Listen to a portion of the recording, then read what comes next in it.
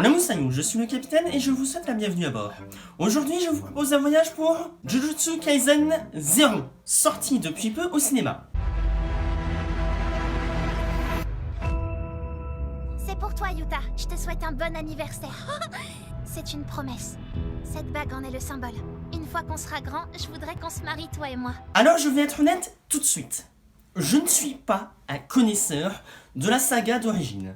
J'ai vu le premier épisode il y a un certain temps, assez longtemps en tout cas pour que je ne me rappelle quasiment de rien de ce que j'ai vu, à part une histoire d'orteil, si bien que j'ai découvert ce film en tant que néophyte. Surtout qu'on m'avait vendu ce film comme pouvant être vu sans connaître la saga d'origine. Donc, banco. Même si je ne vous cache pas que j'avais une petite appréhension, à savoir le public, car si c'est le même public que celui que j'avais eu pour Demon Slayer, non merci. Surtout lorsqu'on a pu voir des extraits de ce qui s'est passé lors de l'avant-première au Grand Rex au niveau du public, je ne vous cache pas que ça ne donne pas spécialement envie de se considérer comme fan de cette saga. Vraiment pas. Et c'est aussi pour ça que je ne suis pas allé voir ce film le jour de sa sortie, mais plutôt un dimanche matin et en VF. Oui, je l'ai dit. Au moins comme ça vous êtes au courant de mes conditions de visionnage de ce film. Et donc au final, qu'ai-je pensé de ce film ?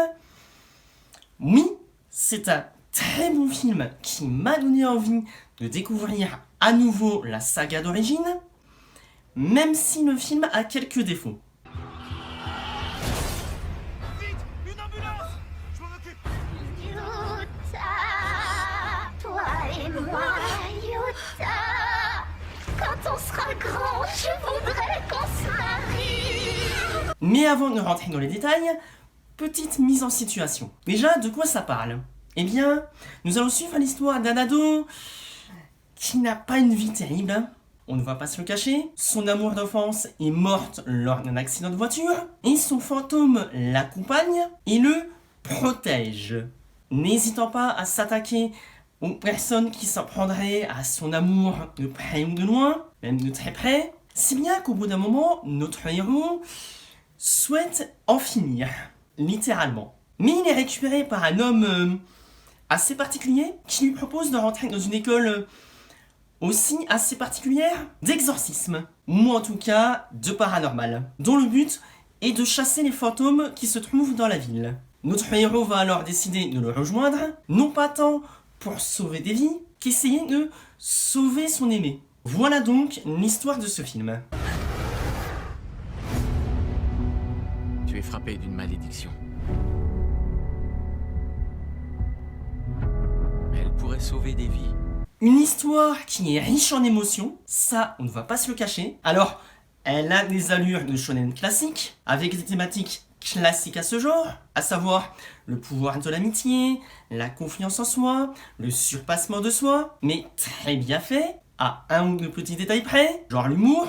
Alors ce n'est pas aussi peu subtil que pour Demon Slayer, mais malheureusement quand même un petit peu, et il n'y en a pas tant que ça, mais malheureusement les rares fois où ça y est, ça m'a un peu sorti du truc, surtout que les enjeux sont quand même extrêmement sérieux. Et de même, parmi les autres défauts, il y a un peu trop de personnages, et on sent qu'il y en a certains qui sont là que pour le fanservice, et même moi qui ne les connaissais pas, je l'ai senti, car certains, notamment à la fin, ne servent à rien d'autre que ça. Et en même temps, quand je vois les réactions qu'il y a eu dans la salle au Grand Rex, je peux comprendre pourquoi ils ont été mis là. Mais pour un néophyte, ça faisait un peu trop remplissage. Cela dit, je n'ai pas boudé mon plaisir devant la séance, car la mise en scène était là, j'en avais pour mon argent, et surtout, l'évolution du personnage principal. Oui, je n'ai pas eu la sensation d'un épisode de remplissage. Oui, c'est toi que je regarde My Hero Academia. Ici, le personnage évolue, et plus important encore, m'a donné envie de voir la suite de son évolution dans la série. Le dernier petit reproche que je ferai à ce film, le panda. On en parle ou pas ? Non, parce que si vous connaissez la série, ok, très bien, et je sais qu'il me donne à un moment donné une phrase vite expédiée sur son origine, mais quand même, il fait un peu trop comique de service à mon goût. Et c'est dommage parce que à la fin, on sent qu'il y avait un potentiel. Potentiel qui devrait être exploité, j'espère, dans la série. Mais là, malgré tout, c'est dommage. Mais à ce stade, je reconnais, c'est du chipotage. Si tu savais l'utiliser correctement. Je veux plus risquer de faire de mal à qui que ce soit. Il faut que t'apprennes à maîtriser sa puissance.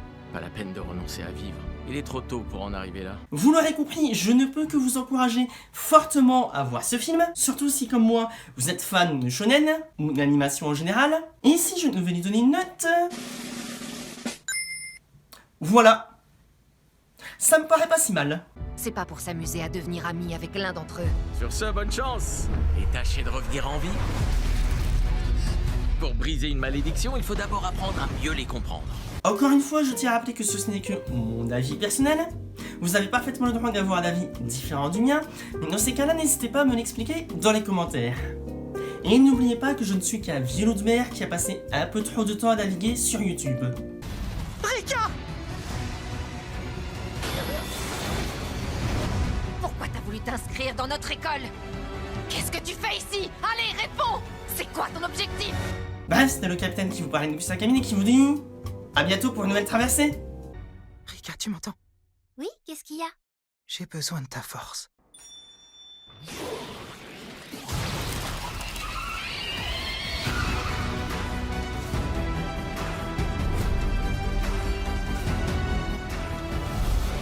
À mes yeux, l'amour est le plus tordu des fléaux. Ça va donc être à moi de t'affronter.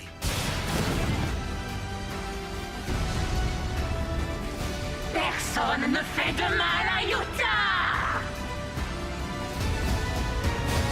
Le combat sera sans pitié. On verra quel camp sortira vainqueur. Viens m'aider! Rika!